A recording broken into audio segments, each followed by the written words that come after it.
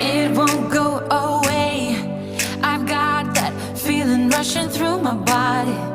I know that it is here to stay. It's like you're my personal Illuminati. I know that some might say that I am just a bad girl, but if you treat me right, I will be the best girl in this whole world. No, I'm not gonna fight. I got my hands on your body, so tell me what you want me to do. I can be good or be naughty, because there ain't nobody love you like I do, like I do, like I do, like I do, like I do, like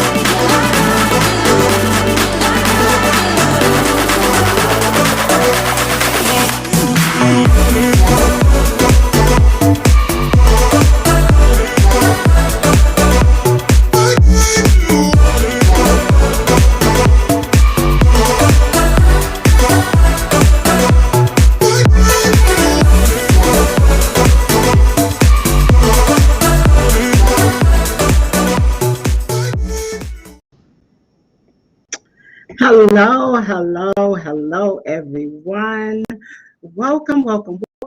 Thank you guys for coming in. I want to start off by saying that I appreciate you so much from the bottom of my heart.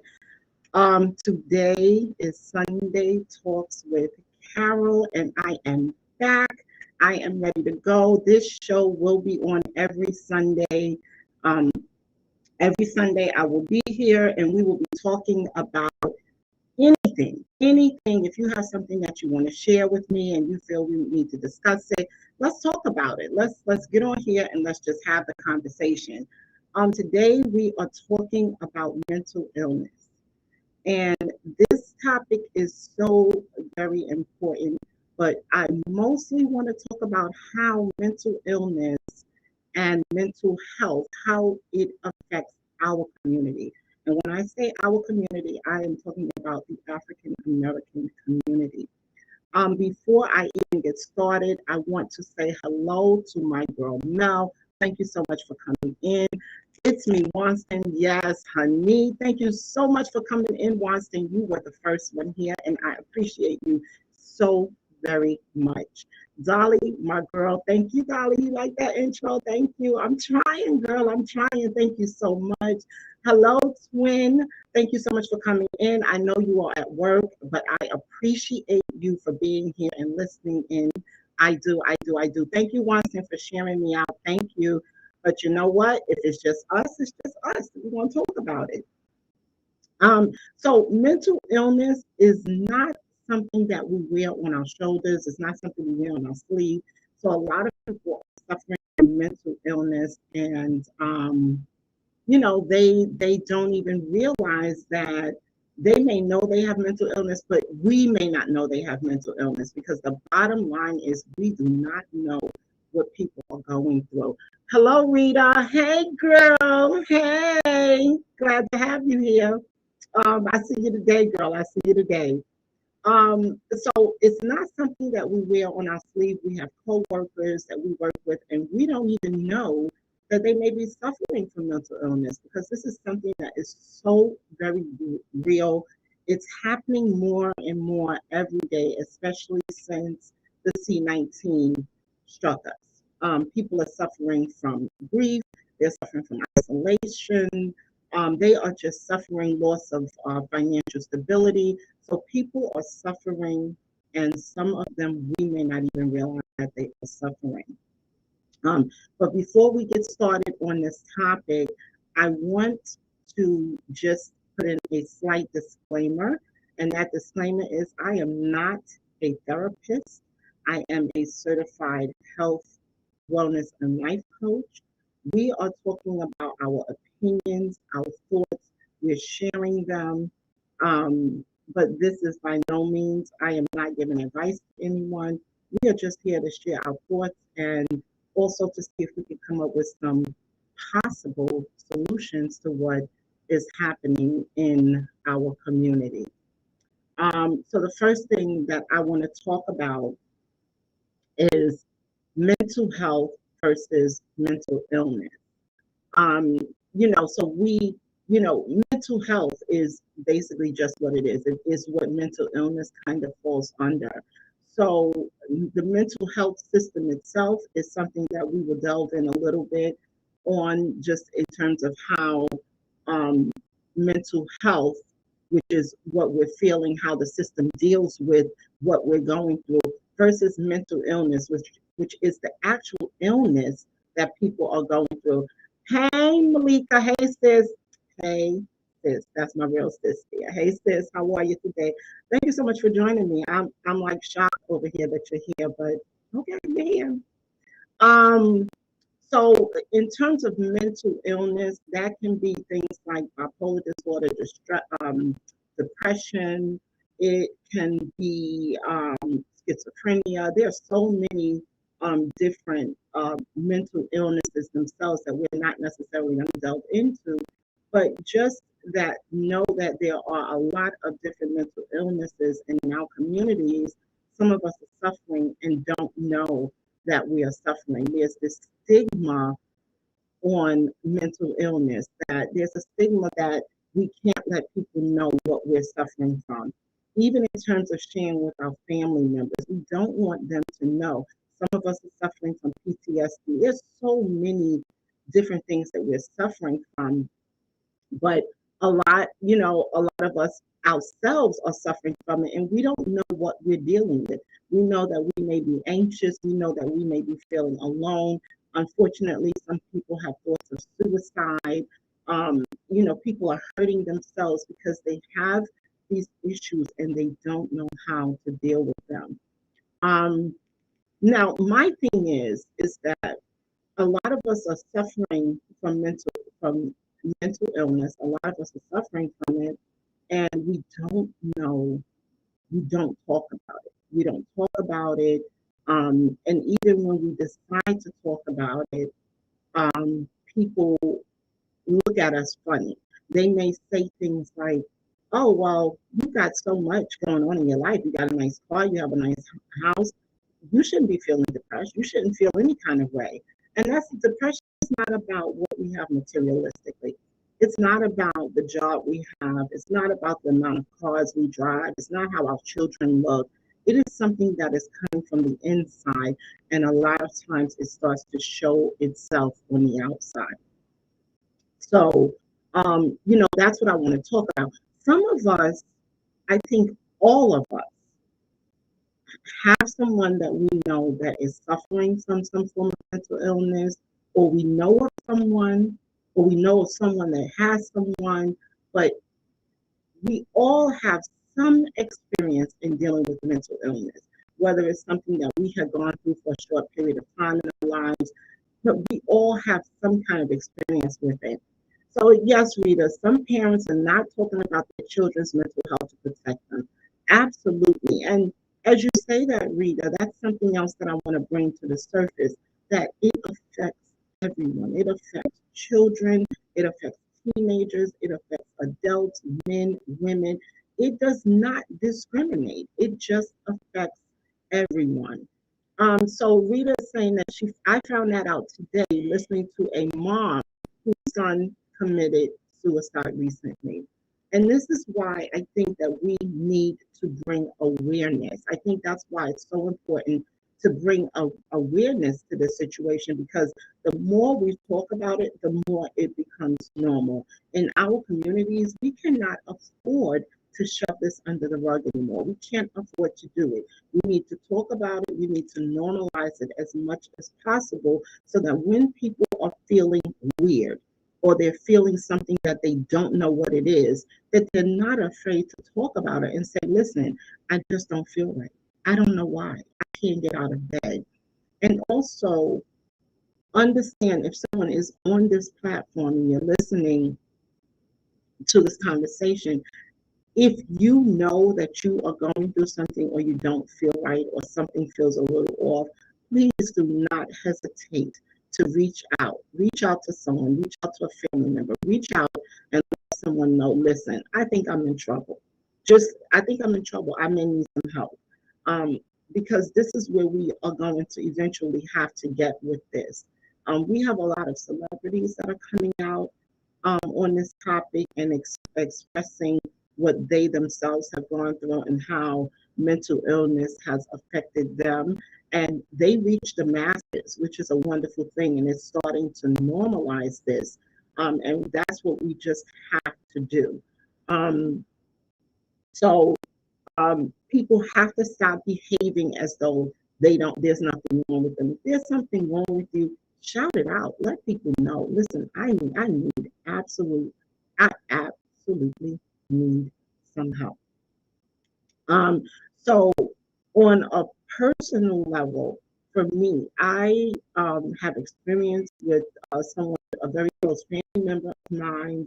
I have an experience with them, and so I have experience dealing with mental illness in a few different situations, very close to me. So I have dealt with someone that has suffered from PTSD. I have dealt with someone in my family that has suffered from bipolar disorder. So I am kind of familiar with some of the signs and the symptoms and some of those things that can help where I can kind of notice some of the signs. I can kind of see like this person is in trouble, or I can when it's getting out of control for them. Um, One of the things that I want to say is like in terms of like PTSD, a lot of people have it and they don't realize they had it. And I think we first started really hearing about this term is when we started hearing about service members going into Afghanistan and things like that, that they were coming back home. Even before that, some of the wars before that, that they were coming back home and they were suffering. And that's when we relate PTSD to war. But let me tell you something. PTSD, people suffer from just traumatic events that have happened in their lives. It could be rape. It could be, it could be anything. It could be a bad accident that you've had. It could be a robbery. You may have been involved in a robbery or a burglary or physical abuse. There are many ways and different things that can bring about PTSD. So Dolly is saying, right, speak about what it is you are going through so that you can not only get the help needed, but give someone else the courage to step up and get the help they need. And Dolly, that is absolutely true, that we definitely have to get to a point where we feel open enough and understand that there's nothing wrong with you because you are suffering from depression or mental illness, any form of mental illness, any form. It doesn't matter exactly what it is, just the fact that you know that something is wrong.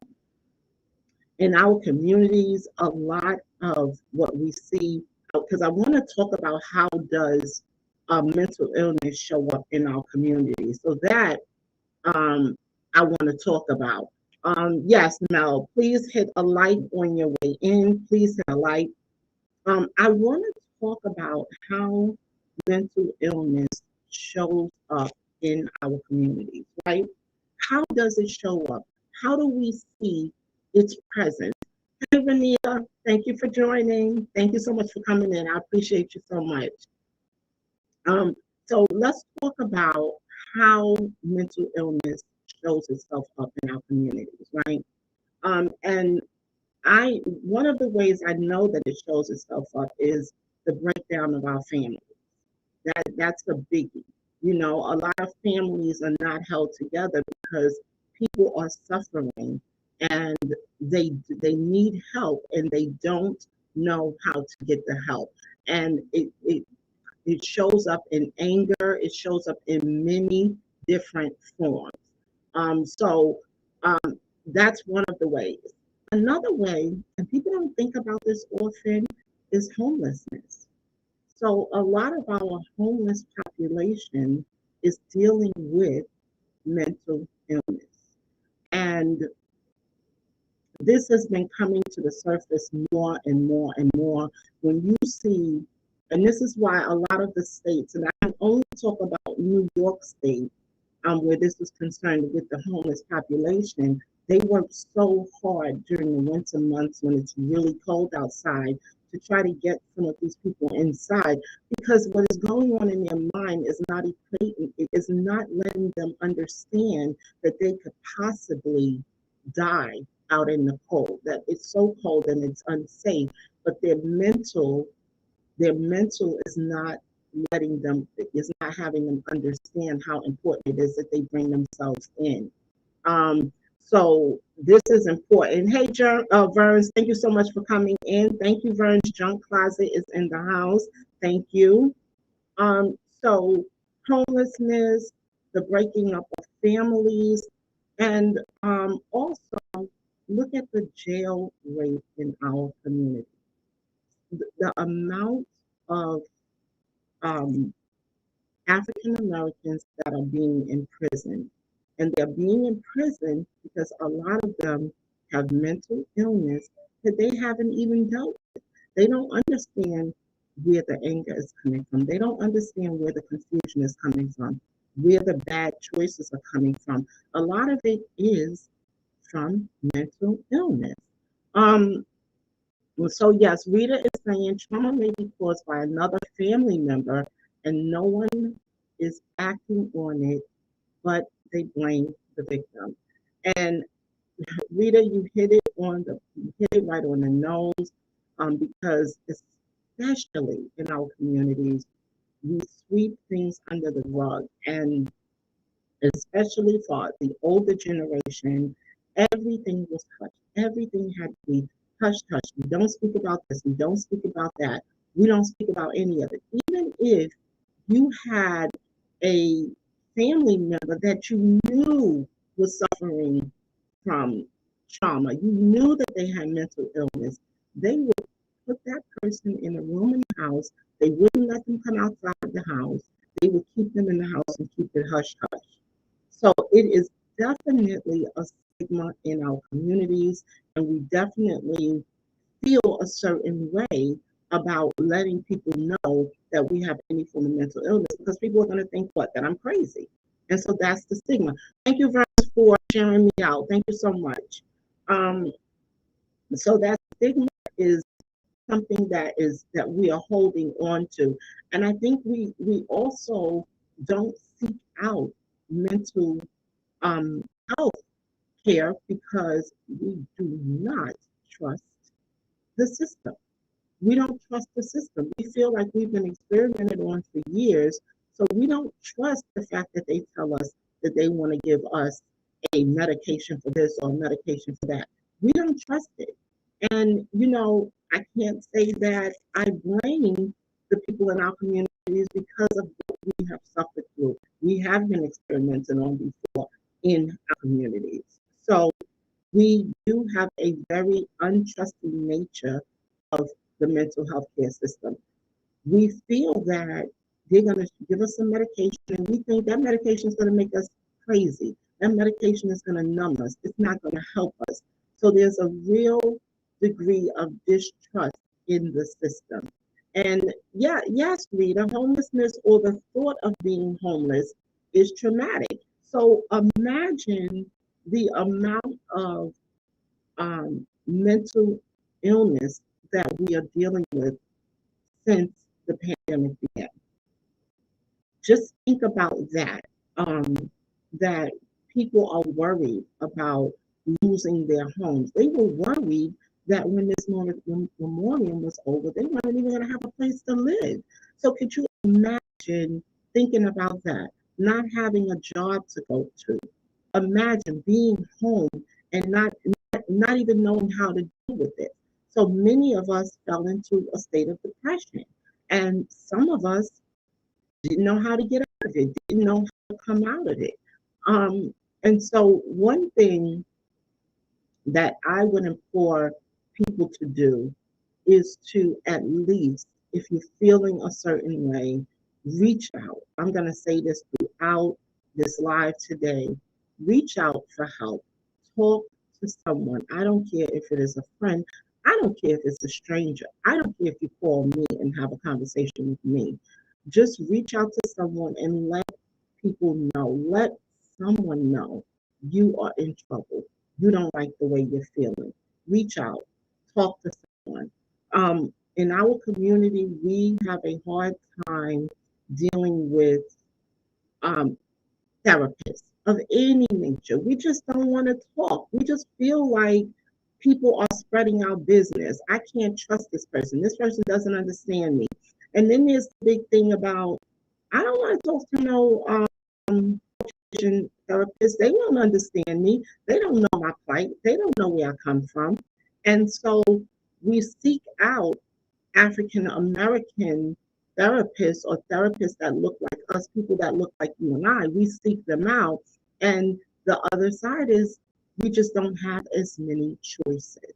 We don't have as many choices in that area because although we are starting to come up in the community, there just isn't enough therapists in our communities that look like us.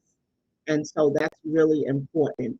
Um, Mel says, I really don't think people realize how sensitive we are. Our minds break just like our bones. Girl, they do. And our minds may be more fragile than our bones if you really think about it. Because we can fall, a few, well, as you get older, you can fall less, but we can fall over and over and over again, and we're okay. But a lot of times we can get struck by one thing and it can break us. Our minds may decide that at any given time, I can't handle this. I just can't deal with it. I can't handle it. So yes, I definitely understand why there's a distrust in our communities and why we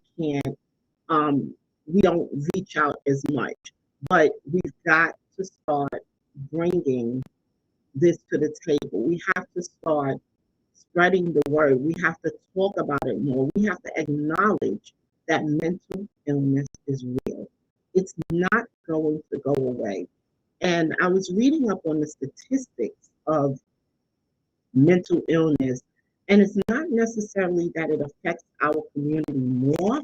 It's just that we don't get the help that we need as much as the other communities. They're suffering. They are dealing with depression. They are definitely breaking down and having mental illness, but they seek help for it quicker than we do. So that we have to at some point start to change. We absolutely have to look at changing it. So I'm going to actually put the link up, and if somebody wants to come in and join me and want to have a discussion about their experience in dealing with mental illness, you are welcome to come up and have a conversation. But I am going to put the link in. I'm going to put that link in there. Yes, I am.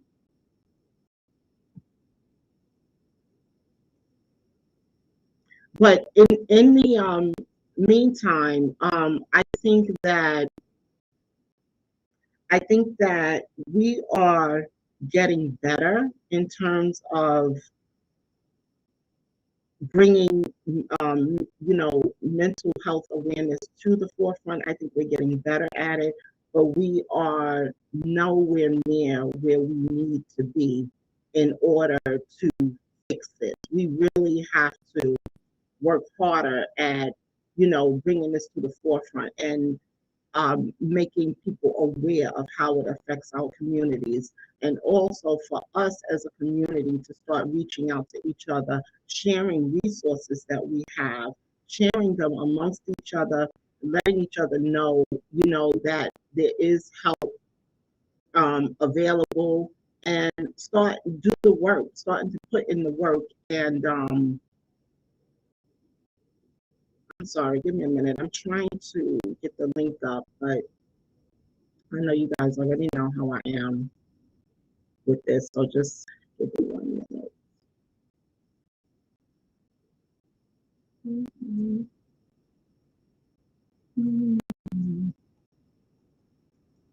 Okay, I'm gonna have to play with that a little, but I am gonna get that link up for anyone that wants to join in. But another thing that I wanted to hit upon in terms of us with dealing with mental illness and how it affects us is that one thing I realized is that, okay, Dolly says you have to subscribe to healing instead of normalizing pain. And I agree with that, Dolly, and that's why it's so important that people start to seek help because some people don't know how to heal. They don't know, they don't have the tools that they need in order to start healing.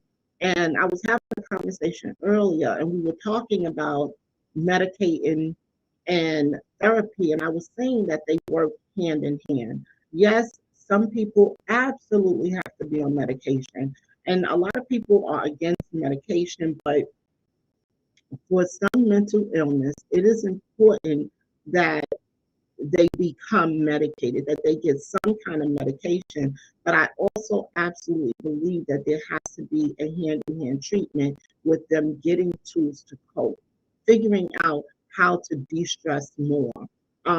But also understanding that mental illness is real. It's not like getting up in the morning and I don't feel so good, I'm having a bad day, and then tomorrow you're back to normal. Mental illness doesn't work that way. Real depression doesn't work that way. It is something that it absolutely doesn't go away just because you wish it to go away. But when you get therapy and you get a good coach or whatever gives you those tools that help you figure out how can I decompress, teaching you breathing exercises, teaching you other outlets such as exercise and going for a walk and different forms of how do I cool down, setting your environment up for success, learning how to meditate. There are so many ways that you can help yourself mentally when you're dealing with depression and also when you're not dealing with depression, which will help you not even get in that funk to begin with. Rita says, years ago, I called 211 when I was at my breaking point. They found me a therapist and I paid based on my income because I had no insurance. And Rita, I'm so glad that you brought that up because so many of us in our community does not have insurance. And that's their number one fear, that I can't afford help. I can't get help. And then when you look at the way the insurance system is set up, a lot of the insurance does not cover a lot of the therapy that you need. So it's not really a win-win situation, but you have to look for the resources that exist because there are resources, but you have to know how to get to them. So that's a very good point that you bring up. So, hey, Mel, I see it, but I don't know why I'm struggling with it, Mel, because I usually get it in with no problems. I don't know why I'm struggling with it. I got it. Okay, there it is. Okay, I don't know why I was struggling with that today. Um, yes, so Vern says she's sending you healing vibes, Rita. Thank you so much for that, Vern. Thank you. And that's all it takes is that we need to be more supportive of each other and understand that when sometimes you work with someone and you don't understand what is this person's problem. Why doesn't she speak anymore? She comes in the office, she doesn't speak. Well, why is this person switching up on me? One day she's happy, the next day she's not. Oh, she acts like she doesn't see me today. We have to stop taking everything so personal and stop judging people right away. We need to sometimes understand that there are other things going on with people and it has nothing at all to do with us. So we really have to stop taking everything so personal because you never know what the person next to you may be going through. I was listening to one of It's Me Watson's, one of his morning talk show, one of the talks he was given, one of the mornings that he was given his word. And he was talking about that you never know what a person may be going through. And that is so true. You don't know what the person next to you is going through. But also people have to have it in their hearts to check on people because we don't know. We don't know. You know, you could be smiling in someone's face and go home and damn near wanna, slit your wrist. We just don't know what people are going through when they are behind closed doors. And that's why this is so important that we talk about it. And yes, they are finally making changes to mental health insurance. They really are. You can start to see the changes, even when you looking at your policies and seeing like there are more visits. They are allowing more therapists into the networks. They're even allowing life and health coaches to get paid through the insurance companies. So they are starting to realize, meaning the system is starting to realize that there is a need for more help in the field of mental health. There is, as we need a lot more help. Um, we need a lot more help. We need a lot more resources, and we definitely need to raise the awareness more than we ever have before, because I can guarantee you that we have not yet begun to see, we haven't begun to see where how much we have really been affected by this pandemic situation. By next year, we're really going to see how much this has affected everyone. We're going to see, I'm sure, higher rates of homelessness. We're going to see more people placed in jails.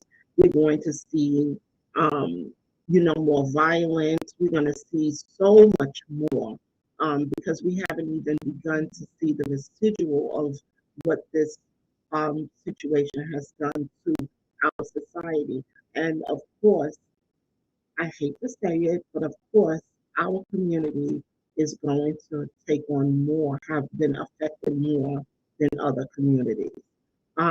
Yes, people are great at hiding their true feelings, right? And yeah, it is a mask. It is a mask that we go on, that you put your mask on every day, and you walk out into the world and you act as though everything is okay. You never know when you're walking past that person in the supermarket if they are about to have a nervous breakdown. You never know when your coworker is going to just have a breakdown at work. We just don't know. Um, so, oh, hey, Nachin, hey. Oh my God, hi, baby, how are you? How are you? It's so good to see you. So good to see you. Um, so yes, Winston, it has been a lot on us dealing with this pandemic. It absolutely has. But we have to try to make the best of the situation that we've put into. As long as we know and understand what is ahead of us, as long as we know that this is a possibility, then we can at least start to do some of the things to try to make this easier on us, such as checking on your neighbors, checking on your friends, checking to make sure that your people are okay. Are you good? Simple words. You good? How are you doing today? I have a ritual with a few of my friends that I text them every morning. Good morning. If I don't get a response back, I'm calling because I need to make sure you're okay. We might laugh and joke on the phone, but are you really okay? So we have to keep checking on our people, on our family. We have to keep um, increasing our knowledge on mental illness. We have to increase our knowledge. We have to building each other up. We have to keep talking about this. One of the things, I was watching an interview with Lil Wayne, and the one thing that he wanted to bring out to this, he wanted people to understand that it's real. When he was asked that question, what is your real purpose for sharing your story? And his response was, I want to let people know that this is real, because It's one of those things that people just don't get it. You walk past, the bus driver that's driving the bus that your children are on in the morning. You don't know what that bus driver is going through, but you put your children in that person's hands every day. That person could be on medication because he's having a hard time coping, but he has a job. So we just don't know what people are going through. Um, so yeah, Mel, absolutely. It's time to bring normalcy to feeling abnormal. And in terms of using that statement, we have to make it real.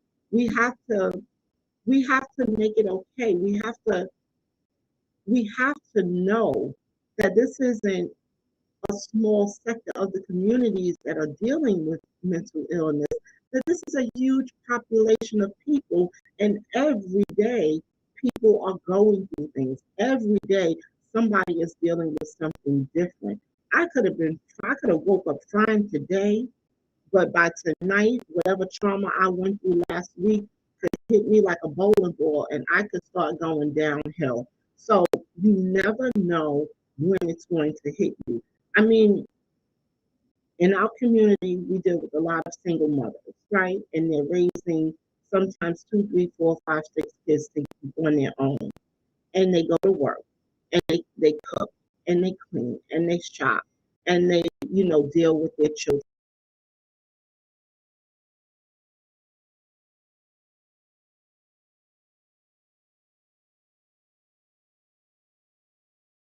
There is a possibility. Um, it looks like I am freezing. I don't know if I'm frozen or not. Let me know if I'm frozen.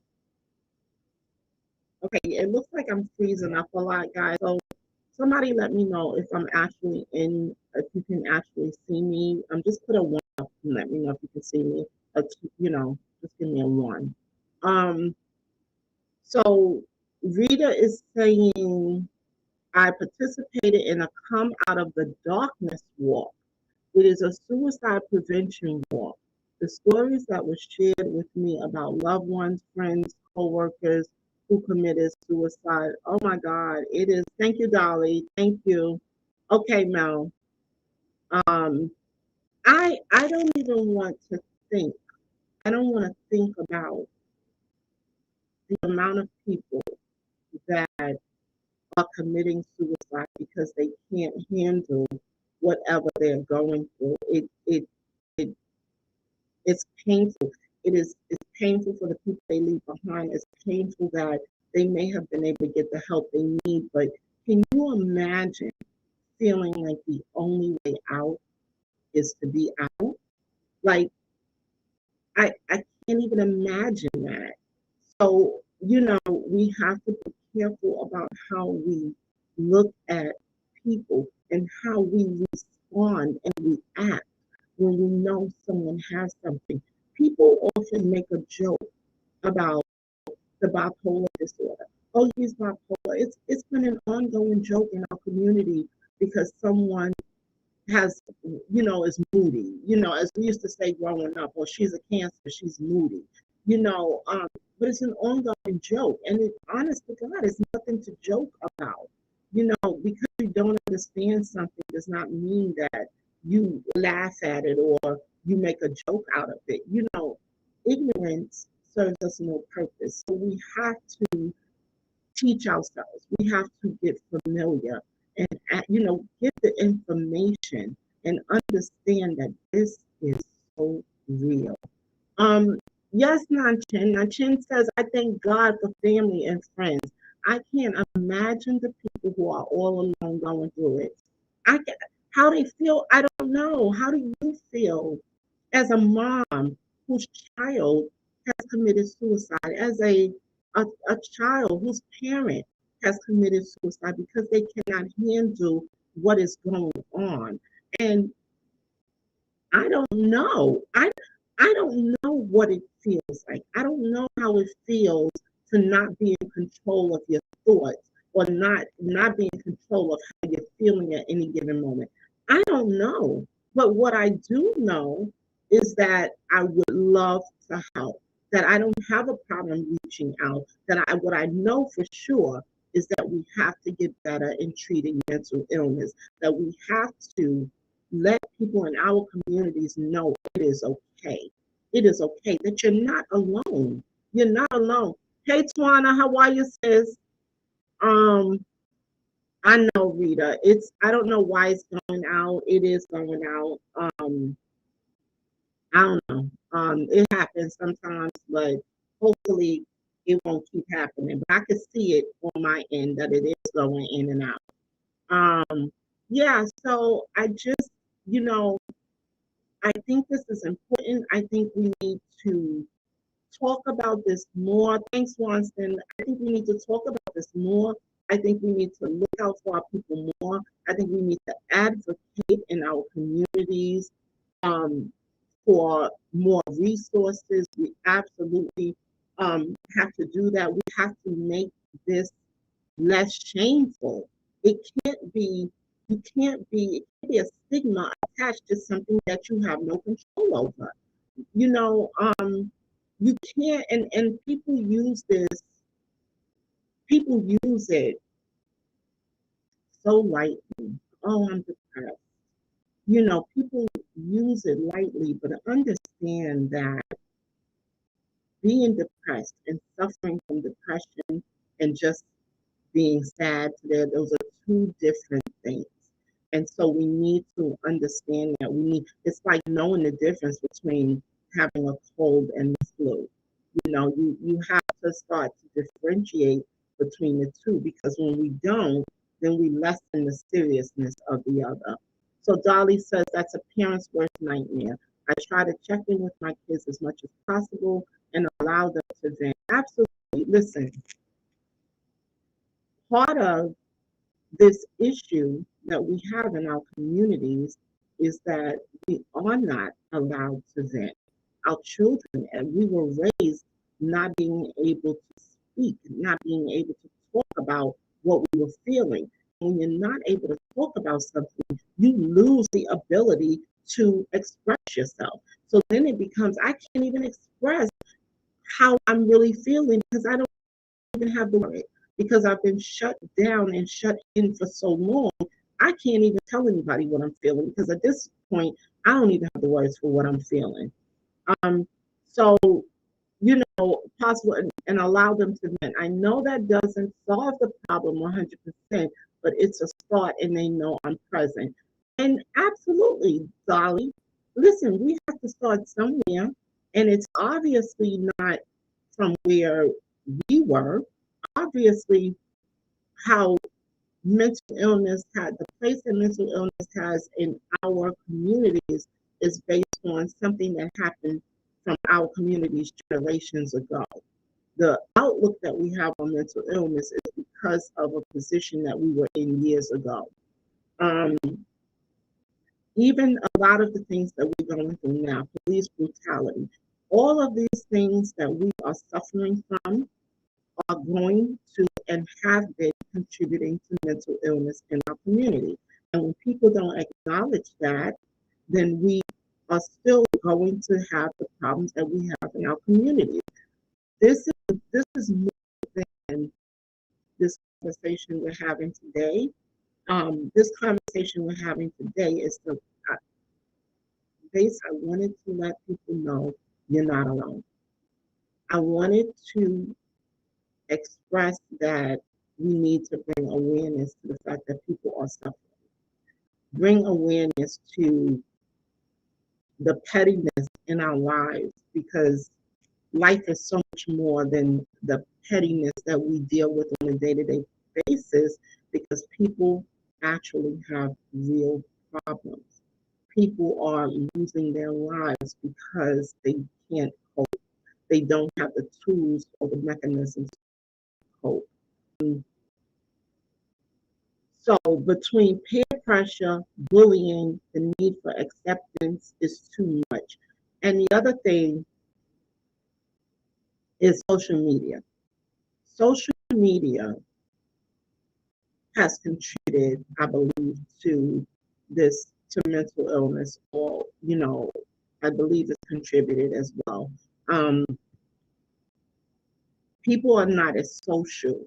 It's social media, but people don't have the socialization skills that they did years ago because they're not out and about, and the pandemic situation hasn't helped. But our children are not, they're not growing up the way we grew up. We grew up outside, playing amongst our peers. Everyone knew each other. The children have different lives than we had.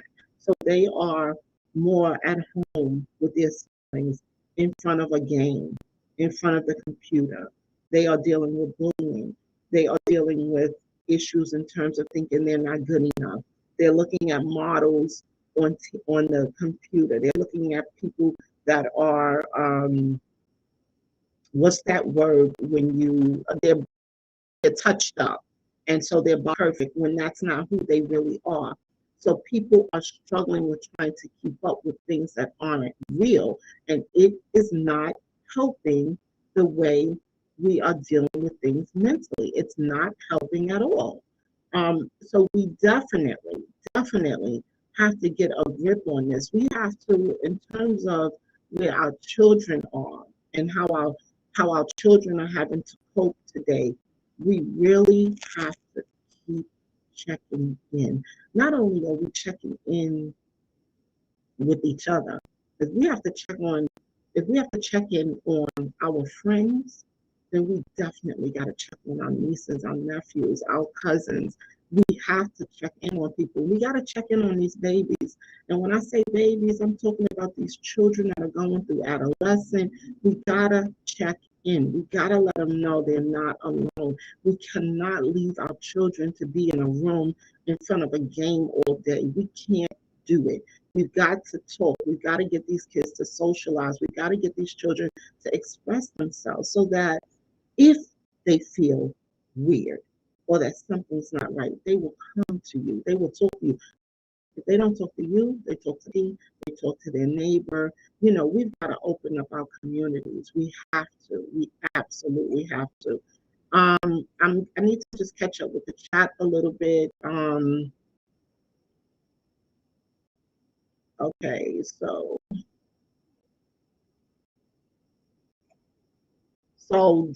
Mel says that I'm terrified as a parent that my kids aren't really communicating their true feelings. And that's hard because these kids they're bottling this stuff up. And when you bottle up things, you're not helping. You're really not coping well. You've got to be able to express yourself, because when you don't express yourself, you add on to the stress. And I can only imagine for the parents out here that are dealing with children through this pandemic, how difficult it was for those children to not be amongst what was considered normal to them. Normal was getting up, whether they liked it or not, but it was normal getting up and going to school every day. And for their routine, their normal routine to change the same way it affected us, it had to affect them. And some of these children just didn't have a way of expressing that. So we're going to see a lot more depression in children, a lot more mental illness in children than we had in the past. So Rita says, I believe in just saying hello to a stranger. We know, Rita, in just saying hello to a stranger, because my hello or smile may be all the kindness that individual may receive that day, or it could be the difference in them believing in themselves. And I agree. It doesn't hurt to say hi. It doesn't hurt to put a smile on someone's face. You walk in, it's so abnormal in today's culture for people to say hi to each other. Like, it's like with some people, like, it's going to kill you to just put a smile on your face. You don't even have to put a smile on your face, but just say hello. But you know what? Whether you get the response back that you expected or not, you still never know what your hello meant to that person. So sometimes we have to just do it. People's lives have become a mirage because people can get away with presenting themselves as one thing, but behind closed doors are dealing with another. I definitely believe that, Dolly. That's what social media has done. People can behave, they can bully, they can mistreat people, they can say really bad things to people. And that's another thing why it's so important to check your children's social media. Check their social media so that you can see what is going on. You can see if they're being bullied, because the fear is a lot of these children are being bullied and they don't tell their parents. They feel like they can't tell anyone. And so you never know when that day comes that that child has been pushed over the edge. So you don't want it to be your child. So please, please check on these babies, check on these kids, let them know that everything is okay. Let them know that you are there for them, that you don't necessarily have to agree with everything, that you are there, that you have their back. They've got to know that. And also give your children someone else that they can talk to. If you don't feel comfortable talking to me, call Auntie so-and-so. But just make sure that you talk to someone. Give them an extra outlet, because not always your kids are going to be comfortable coming to you, but maybe there's someone else that they can talk to, and maybe give them permission to do that. Dolly says, or not have them on social media until they're emotionally secure. But Dolly, you're right about that, because there's this general thing where a lot of people will say, well, I tell my kids that they can't go on social till they're 13. Think about that, right? 13 is right around the time that children are dealing with puberty. And I'm just using that as a number because people have all different numbers on this, 10, 9, whatever. But think about that number 13 or 12. Children are going through puberty at that time, and they're extremely impressionable. And remember, impressions can be good or bad. So we have to just be careful. We have to find other outlets for our children other than social media. But the problem is that parents are so busy with their own lives, so social media is easy because they don't have to really deal with their children, because social media keeps their children busy. So we have to just change how we're doing things, because the times are starting to call for them. And I don't want any of my friends to call me and tell me that their child is going through something and they didn't see it. I want us to really band together as the community that we are, as African Americans, band together, because we are a community. We don't all look the same. We don't all talk the same. We don't all think the same, but that is what makes us a community. Reach out, talk to people, talk to someone. Stop judging. Stop assuming. Stop taking things personal, and think maybe, just maybe, this person is going through something. I only allow my son to be on Discord with his tribe of gamers. I know those people have a common interest and will talk mess and joke with one another. And my son can handle himself. No Facebook, no IG. You have rules. And that's the thing, rules, limitations, because we've got to be careful. We have got to be very careful about what we are allowing our children to consume, what we are allowing them to take in, because when they're watching social media, they're consuming the perfectionism that is going around on social media, that everyone has to be a certain weight, that it's not, you're not good enough if you're a little overweight, you're not good enough if you have a pimple on your face, you're not good enough if you don't have long hair. So we've got to really rein this in. We've got to rein it in. We've got to keep the awareness going. We have to check in on each other and be present. Be present with each other. Be present in our communities. Be mindful of how our children are feeling, what our children are going through. Be mindful of it. Understand how this has taken a toll on our communities. Know that someone around you may be going through something. You don't have to know what. You just have to know that they could be going through something, and that you are not going to be the person to judge them, that you may be the person that they go to because they need um, a helping hand. Malika says it's sad how we've become accustomed to the web, social media, and we forget sometimes what's really going on with our families, friends, and coworkers. Absolutely. Absolutely, because we are racked up. And social media isn't all bad. It's not all bad because, listen, we've got this platform, and this platform is based on positivity and spreading out a word that's good for people to hear, a word that people need to hear. It's just that all forms of social media are not good. You have to really control what you are allowing yourself to take in. There are times when I totally disconnect from Facebook or Instagram. I totally disconnect. But what I do, I disconnect and then I come back because what the good thing about it is I'm able to see my family and friends are okay. When it gets to be too much for me, then I disconnect. So we are in control of how much we consume, whether it's negative or positive. We are in control of that.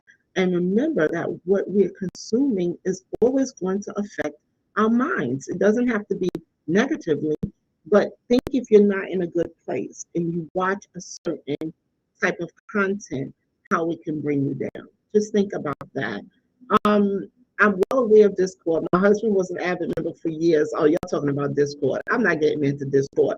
Look at the word itself, Discord. That should tell us something. Um, that should tell us something. So Dolly says, quiet as it's kept now, the platforms aren't the issue. It's the people who have access to the platforms that is the problem. Twitter fingers are worse than liquid courage.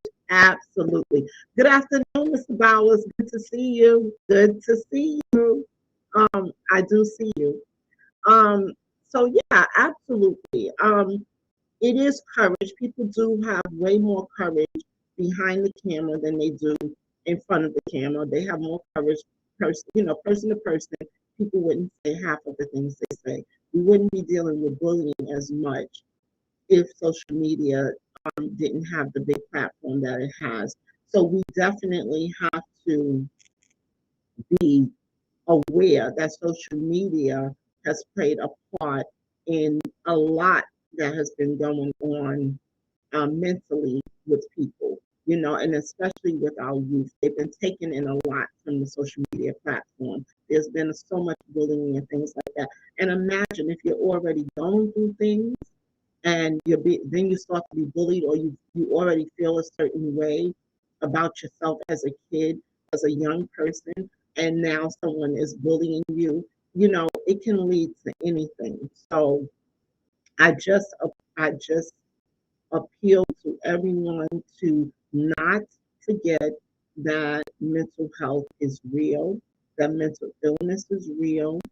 Do not forget that. Keep aware of it.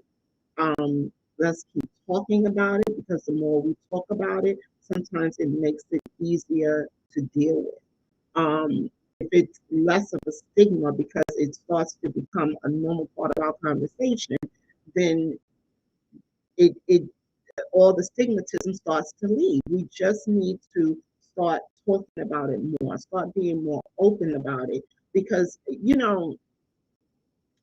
years ago when I was growing up, it wasn't that many years ago, so cut it out. But years ago when I was growing up, we didn't talk about sex. We didn't talk about it, and it was taboo. And it was such a thing where, oh my God, that's not good. It was like it was a bad word. And as the years have gone on, it became a normal part of the conversation. And hell, they talk about it on TV. They do it on TV. It became normal. So then people started talking to their children more openly about it. It became a normal conversation. People talk about it every day. They talk about it over dinner, over breakfast, with their children, with their aunts, with their cousins, and people talk about it all the time. And that's because it became a normal part of the conversation. So if we started to talk about mental illness more and make it a normal part of the conversation, then people would not feel so ashamed to say, listen, I need help. And that's all that this conversation was about. That's what I wanted to convey. So I did put the link up. So I don't think anyone wanted to come up, which is fine. But we are at our hour mark, and you guys know how I feel about appreciating you for coming in. I absolutely appreciate you guys. And so I promise, no, I don't promise. I will try my best to not keep you over an hour, but I will be here again next Sunday. Please feel free to join in. Um, and for those of you that did not see the intro, please go back and see the intro so that you can see some of the items that my business, Carol's Gyms and Things, has up. Take a look. If there's something you're interested in, let me know. I will have some things coming up during the holidays, some packages and things that'll be going on. So look at my Instagram page, and there is a website, Carol's Gyms and Things, if you are interested. But I am about to close this live up. I thank you guys once again for coming in. Thank you so much, sis. I love you to death. I love you guys so much.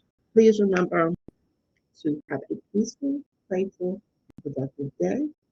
And remember, if you can dream about it, you damn sure can be about it. Until our next video.